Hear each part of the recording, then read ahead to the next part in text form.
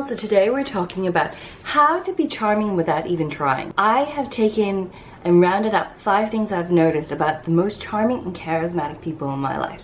So here they are. Number 1, the thing that charming and charismatic people have in common is that they treat you as if you're the only person in the room. So you know when you meet someone for the first time and you just feel so comfortable and you really like them, pay attention to what they're doing. They make you feel so special, and it's because when they're talking to you, their eyes are directly on you, they're nodding, they're listening, they're not looking around, they're not looking past you to see if there's a better person that they can talk to, or they're not distracted by their surroundings. They're really intent on engaging with you. So that's number 1. They treat you like you're the only person in the room.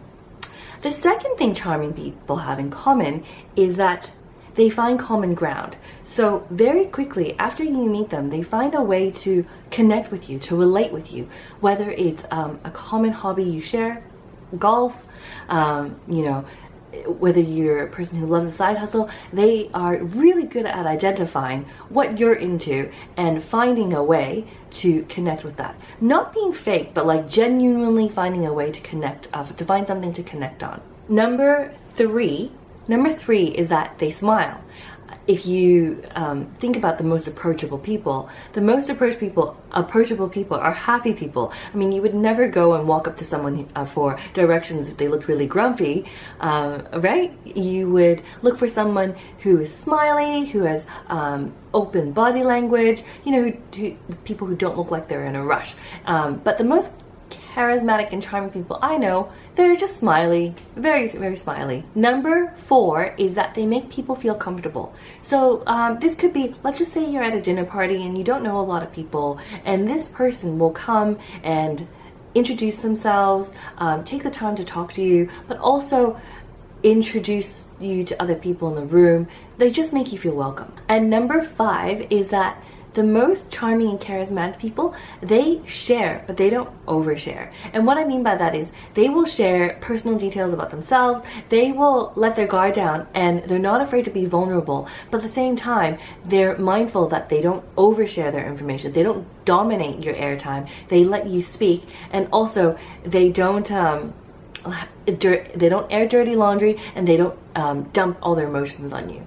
They just share enough to have a conversation that's relevant to the topic. So it could be someone telling you, oh, they really messed up at a meeting, and then you telling them, or that charismatic and charming person telling them that they did something very similar just last week or last month. Just letting people know that you're human as well, and that it's normal. That's what charming and charismatic people do.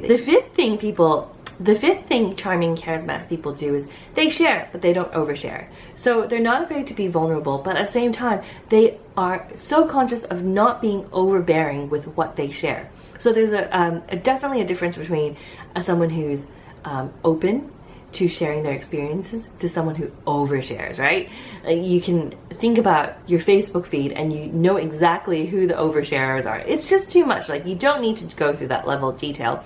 But charming and charismatic people will give you enough information to show you that they're open, they've let their guard down, and they're not afraid to be being vulnerable. So for example, you could tell someone at a networking meeting how you really messed up a meeting last week, and they will tell you, they might say something like, oh, you wouldn't believe what I did last week. I did something very similar, and then they will tell you how they messed up their meeting or their presentation. So that's just an example of how people can share without oversharing. It's, again, finding a way to relate to people. And I think if you can find a way to find common ground to relate to people, you will nail every networking event, you will nail every date. These are skills that are transferable across every aspect of your life. Okay, so if you want more tips like this, leave me a comment below. I'd love to know what you think and if you have any more tips to add. Thanks again for watching. Bye.